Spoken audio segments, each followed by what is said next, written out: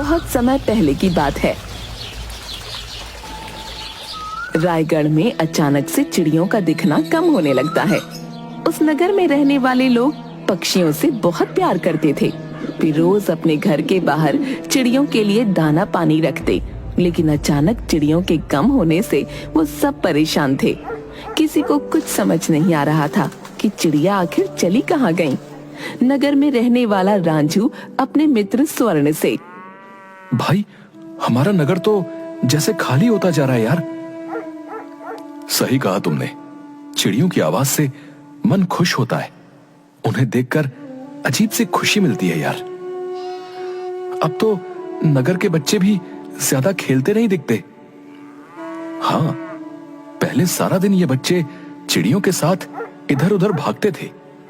अब तो बच्चे उदास हो गए।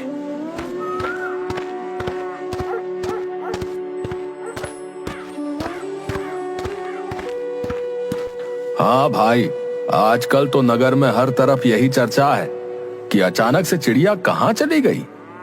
हम सबको जो है कुछ करना चाहिए। भाई भोला, हम क्या कर सकते हैं? तुम बताओ, अगर तुम्हें कुछ समझ आ रहा है तो।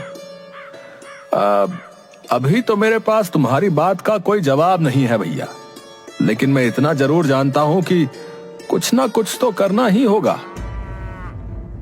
भोला एक मजदूर था। वो पूरी मेहनत और ईमानदारी के साथ अपना काम करता था। साथ ही वो बहुत दयालु भी था। नगर से चिड़ियों का गायब होना उसे बिल्कुल अच्छा नहीं लग रहा था। सब परेशान थे, पर किसी को कुछ समझ नहीं आ रहा था। रात को भोला अपनी माँ से कहता है, माँ, मैं दूसरे नगर में काम की तलाश में जा रहा हूँ। अगर कोई काम मिल गया तो मुझे वापस आने में समय लग सकता है, इसीलिए जो है तुम अपना ध्यान रखना। अच्छा बेटा, तू यही कोई काम क्यों नहीं ढूंढ लेता? बार बार दूसरे नगर काम के लिए जाता है, कितने कितने दिन वापस नहीं आता। माँ, मैं तो अभी कम उम्र का हूँ, दूसरे नगर जा सकता हूँ, लेकिन हमारे नगर में जो ज्यादा उम्र के लोग हैं वो दूसरे नगर नहीं जा सकते। अगर हम कम उम्र वाले दूसरे नगर में काम करने चले जाएं, तो हमारे नगर में अधिक उम्र के लोगों के लिए ज्यादा काम होगा, समझी? बेटा, तू दूसरों के बारे में कितना सोचता है। माँ, तुमने ही सिखाया है, हमेशा खाने से पहले ये जरूर पता कर लो कि तुम्हारे पड़ोस में रहने वालों ने खाना खाया है या नहीं। हाँ ठीक है, मैं कल सुबह तुम्हारी यात्रा के लिए कुछ खाने का सामान बांध दूंगी। दूसरे दिन भोला अपनी यात्रा के लिए जल्दी ही निकल पड़ता है।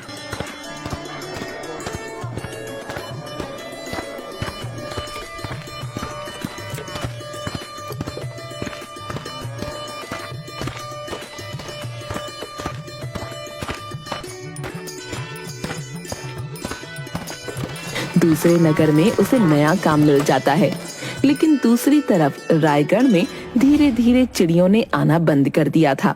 अब तो एक भी चिड़िया नहीं दिखती थी, जिसकी वजह से बच्चे भी उदास हो गए। दूसरी तरफ कुछ समय बाद भोला दूसरे नगर से वापस आने के लिए निकलता है।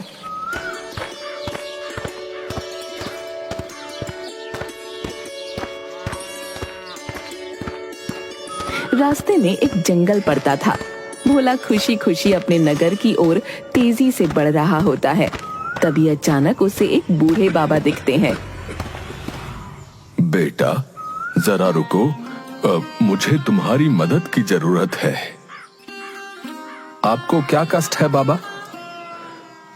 बेटा, तुम्हें देखकर ऐसा लग रहा है कि इस संसार का कोई भी दुख तुम्हें नहीं है। क्या तुम मुझे इसका कारण बता सकते हो कि तुम इतने खुश कैसे हो? बाबा, मेरे पास ईश्वर का दिया सब कुछ है। ईश्वर ने मुझे स्वस्थ बनाया है। मेहनत करके अपना और अपने परिवार का पेट जो है पाल सकता हूं। फिर भला मुझे दुख और चिंता क्यों हो? सही कहा बेटा, लेकिन मैं तो बूढ़ा हूं। मैं ना मेहनत कर सकता हूं और न ही कमा सकता हूं। बाबा, आपको क्या मदद चाहिए, मुझे बताइए। बेटा, तुमने सही कहा, तुम स्वस्थ हो और मेहनती भी हो। तुम कमा सकते हो, लेकिन मैं कमा नहीं सकता हूं। क्या तुम मुझे कुछ पैसे देकर मेरी मदद करोगे? जी बाबा, जरूर करूंगा। ये लीजिए, मैंने पिछले 1 महीने में जितना कमाया है सब आप रख लीजिए। बेटा, यदि तुम ये सारा धन मुझे दे दोगे तो तुम्हारे पास क्या बचेगा? बाबा, मेरे पास फिर से मेरा शरीर बचेगा, जिससे मैं दोबारा मेहनत करके पैसे कमा लूंगा। बेटा, तुम्हारा हृदय सच में बहुत बड़ा है। तुम बहुत दयालु हो। मैं तुम्हें 2 वरदान देना चाहता हूं। मांगो, तुम्हें क्या चाहिए? अब आप कौन है बाबा? तभी बूढ़े बाबा एक देवता के रूप में परिवर्तित हो जाते हैं। बेटा, मैं इस जंगल का वन देवता हूं और मैं इस जंगल से गुजरने वाले लोगों की हमेशा परीक्षा लेता हूं, और जो मेरी परीक्षा में पास होता है मैं उनकी मदद करता हूं। आज मेरी परीक्षा में तुम पास हो गए हो, इसलिए मैं तुम्हें वरदान देना चाहता हूं। तुम मुझसे कोई भी 2 वरदान मांग सकते हो। अगर आप सचमुच में प्रसन्न हैं, तो आप मुझे एक ऐसा गुलेल दे जिसका निशाना जो है कभी ना चूके। ये लो बेटा, तुम्हारी गुलेल। इसका निशाना कभी नहीं चूकेगा। अब तुम अपना दूसरा वरदान मांगो। मुझे जो है अपने दूसरे वरदान में एक ऐसी बीन चाहिए जिसकी धुन सुनते ही लोग नाचने लगें। लो बेटा, इस बीन की आवाज सुनने वाले तुरंत नाचने लगेंगे, और तुम इसे जितनी तेजी से बजाओगे लोग उतनी तेजी से नाचेंगे। बेटा, तुम मुझसे वरदान में सोना, चांदी, रुपए, पैसे भी तो मांग सकते थे। बाबा, सोना चांदी तो मैं अपनी मेहनत से भी कमा सकता हूं, लेकिन वरदान में मिली हुई ये चीज मैं जो है अपनी मेहनत से नहीं कमा सकता हूं। वन देवता वहां से गायब हो जाते हैं। भोला खुशी खुशी अपने घर की तरफ बढ़ने लगता है।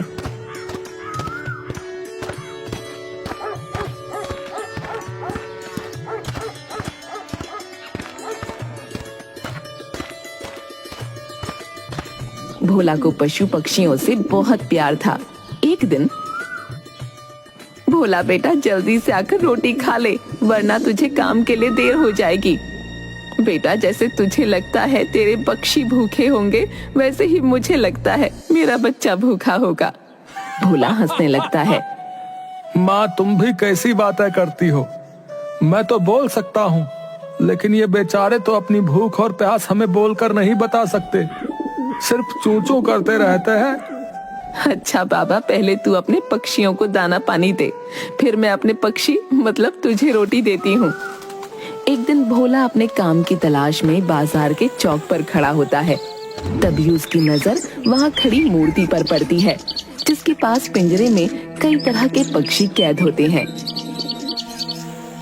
कितने सुंदर पक्षी हैं, और ये रंग बिरंगा तोता तो बड़ा ही मन भोला वाला है। न जाने क्यों ये आदमी इन पक्षियों को कैद करके रखता है। हे मेरा बस चले तो मैं इस आदमी के सारे पक्षी खरीद लूं और उन्हें आजाद कर दूं। क्या करूं, मेरे पास इतने पैसे भी तो नहीं है। भोला, आ गए तुम? भोला,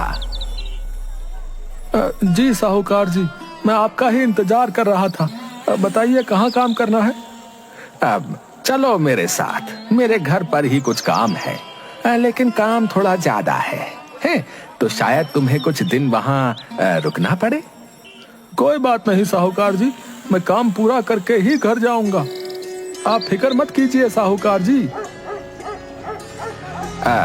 तुम्हारे रहने और खाने की व्यवस्था मैं वहीं पर करवा दूंगा। अच्छा, आपका बहुत बहुत शुक्रिया। भोला साहूकार के घर में काम करना शुरू कर देता है। शाम को साहूकार का बेटा घर वापस आता है। पिताजी, पिताजी, ये देखिए मुझे कितना सुंदर पक्षी मिला है। हाँ बेटा, ये पक्षी तो सच में बड़ा ही सुंदर है, लेकिन तुम्हें ये पक्षी मिला कहाँ से? पिताजी, बाजार की चौक में एक आदमी पक्षियों को बेच रहा था, मैंने वहीं से इसे खरीदा है। अब ये मेरा हुआ।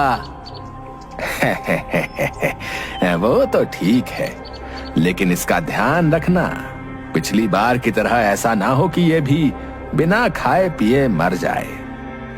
सही कहा आपने, ये हमेशा यही करता है। बाजार से नए नए पक्षी लेकर आएगा, उन्हें दाना पानी समय पर नहीं देता, फिर वो बेचारे भूख से तड़प कर मर जाते हैं। नहीं नहीं, इस बार मैं पूरा ध्यान रखूंगा। भोला को पक्षियों के भूख से तड़प कर मरने की बात सुनकर बिल्कुल भी अच्छा नहीं लगा। 2-4 दिन बाद साहूकार का बेटा जो नया पक्षी लेकर आया था, वो भी बेचारा बिना दाना पानी के मर गया।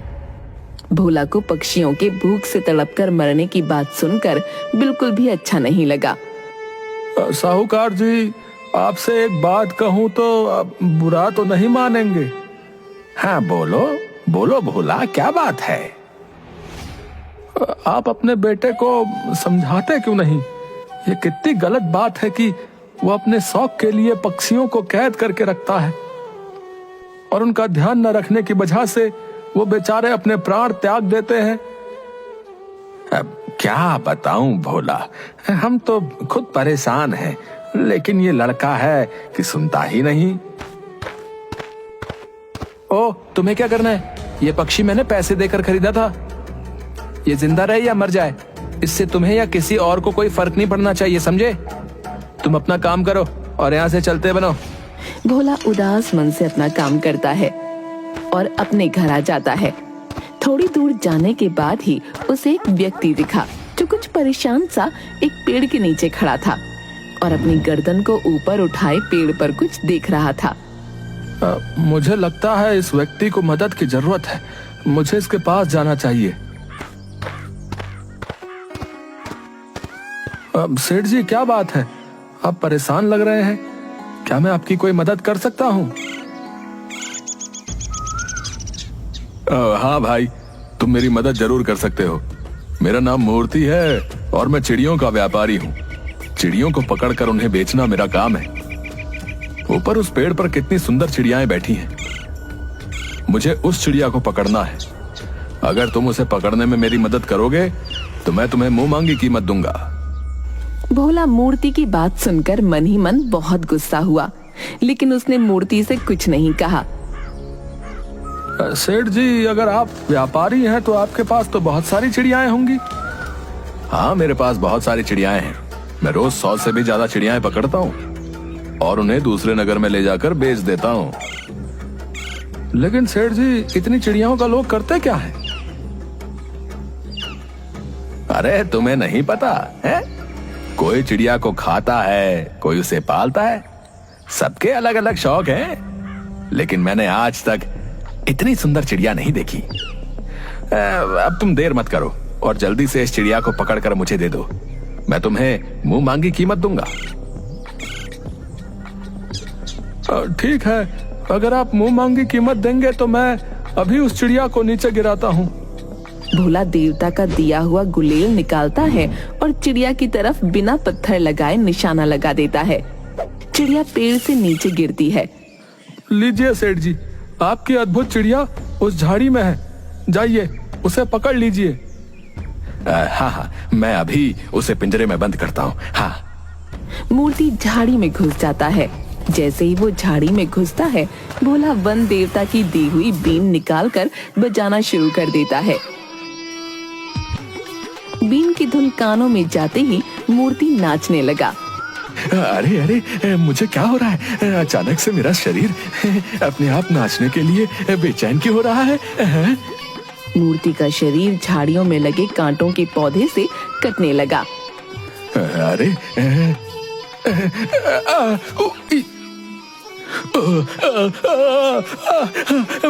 मैं तुम्हारे हाथ जोड़ता हूँ, भगवान के लिए ये बीन की आवाज बंद करो। भोला बीन बजाना बंद करने की जगह और जोर जोर से बजाने लगता है। मूर्ति और जोर जोर से नाचने लगता है, जिसके कारण उसका शरीर बहुत ज्यादा घायल हो जाता है और उसके कपड़े भी जगह जगह से फट जाते हैं।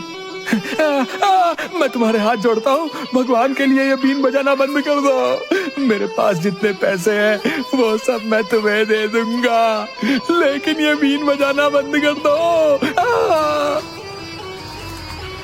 ठीक है सेठ जी, आप बाहर आ जाइए। किसी तरह सेठ झाड़ियों से बाहर निकलता है।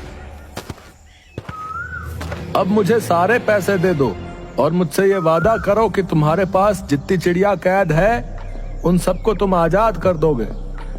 मैं ऐसा कैसे कर सकता हूँ? अगर मैं चिड़िया नहीं पकड़ूंगा तो खाऊंगा क्या? अगर तुम मेरी बात नहीं मानोगे तो आज के बाद तुम्हें खाने की जरूरत ही नहीं पड़ेगी, समझे? तुम कहना क्या चाहते हो? मैं फिर से बीन बजाना शुरू कर दूंगा और तुम जो है इन झाड़ियों में लगे कांटों से घायल होकर अपना दम तोड़ दोगे। अब बोलो, तुम क्या करना चाहते हो? नहीं नहीं नहीं, तुम बीन मत बजाओ।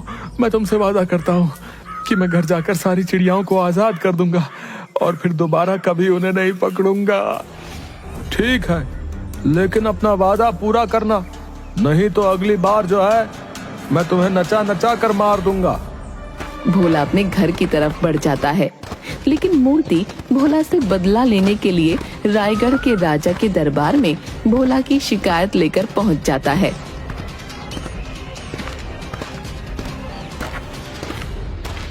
महाराज की जय हो। महाराज, मेरा नाम मूर्ति है। महाराज, मैं तो बर्बाद हो गया। महाराज, आपके राज्य में ऐसा अनर्थ हो रहा है। क्या बात है? साफ साफ बताओ। महाराज, आपके राज्य में मेरे कमाए हुए सोने के मोहरों को लूट लिया गया और मुझे बर्बाद कर दिया गया। आप उसे गिरफ्तार करिए और मुझे न्याय दिलाइए। क्या नाम है उसका? बताओ। महाराज, मैं उसका नाम तो नहीं जानता, लेकिन वो रायगढ़ नगर की तरफ ही आया है और उसके पास एक गुलेल और बीन है जिसके बजने से शरीर अपने आप नाचने लगता है। वो एक जादुई बीन है।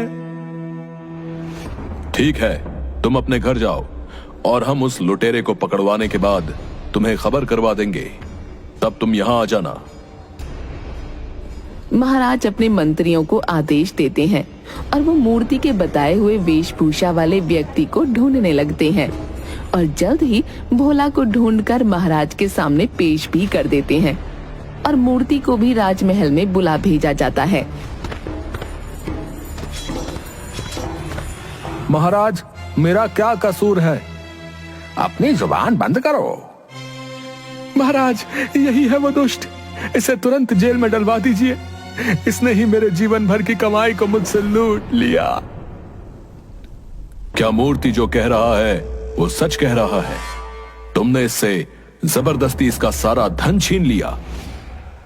नहीं महाराज, ये झूठ बोल रहा है। इसने अपनी स्वेच्छा से सारा धन मुझे दिया था। नहीं महाराज, ये झूठ बोल रहा है। इसने मुझसे मेरा सारा धन छीन लिया। महाराज, इस भोला को गिरफ्तार करने के बाद हमने जब इसके घर की तलाशी ली थी तो इसके घर से ये गुलेल और बीन के साथ सोने के सिक्कों की एक पोटली मिली। महाराज, यही है मेरी पोटली, मेरे जीवन भर की कमाई। भोला, तुम्हें शर्म नहीं आती? ऊपर वाले ने तुम्हें इतना अच्छा शरीर दिया है। तुम्हें तो मेहनत करके पैसे कमाने चाहिए, ना कि लोगों से छीन कर। तुम्हें पता नहीं लूटपाट करने की इस राज्य में क्या सजा मिलती है? महाराज, मैंने कोई पैसे नहीं छीने। ये झूठ बोल रहा है। ये थैली मुझे इसने अपनी स्वेच्छा से दी थी ताकि मैं बीन बजाना बंद कर दूं। नहीं महाराज, ये झूठ बोल रहा है। आप ही बताइए कि बीन की इतनी मधुर आवाज किसे कैसे बुरी लग सकती है?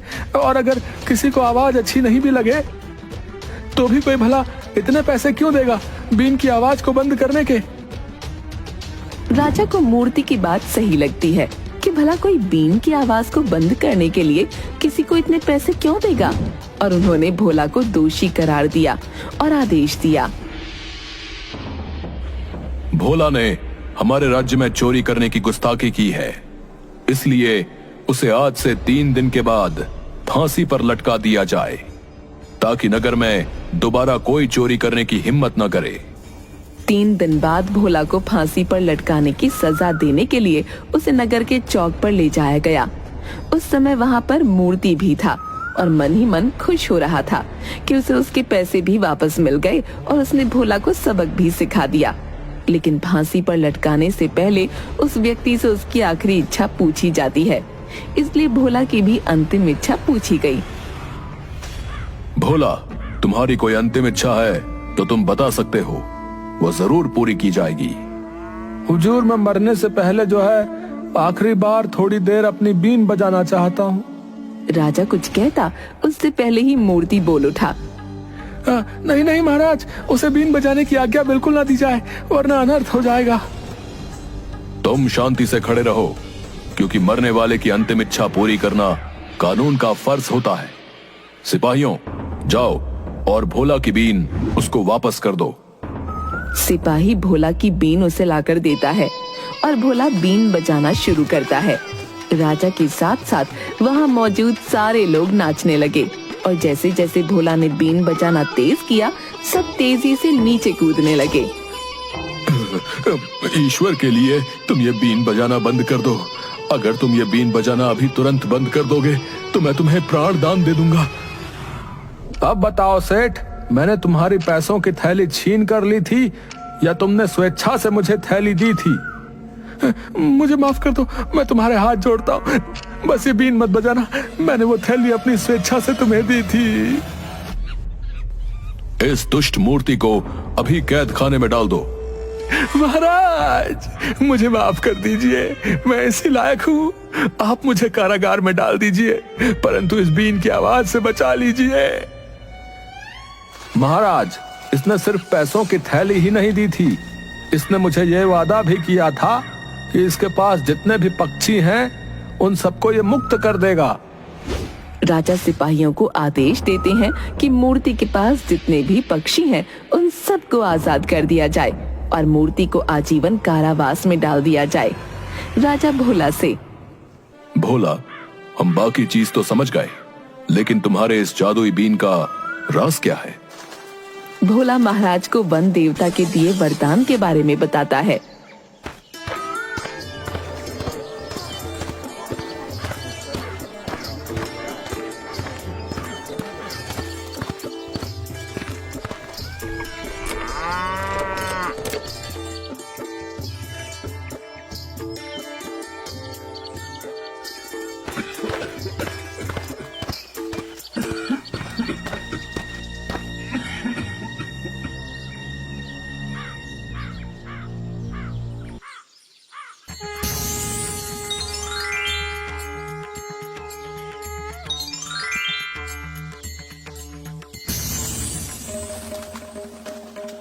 हम तुम्हारी सूझबूझ से बहुत प्रसन्न हुए। अगर तुम चाहते तो वन देवता से अपने लिए सोना चांदी, धन, वैभव कुछ भी मांग सकते थे, लेकिन तुमने अपने बारे में नहीं सोचकर पूरे नगर के बारे में सोचा, पक्षियों के बारे में सोचा। इसलिए हम तुम्हें अपने राज्य में मंत्री का पद देते हैं। महाराज, आपका बहुत बहुत धन्यवाद। महाराज, पशु पक्षियों की रक्षा करना हमारा कर्तव्य बनता है, लेकिन जो है उन्हें कैद में रखकर नहीं, उन्हें उनकी आजादी देकर। मैंने जो किया सिर्फ ये सोचकर किया कि हमें भी तो अपनी आजादी पसंद है।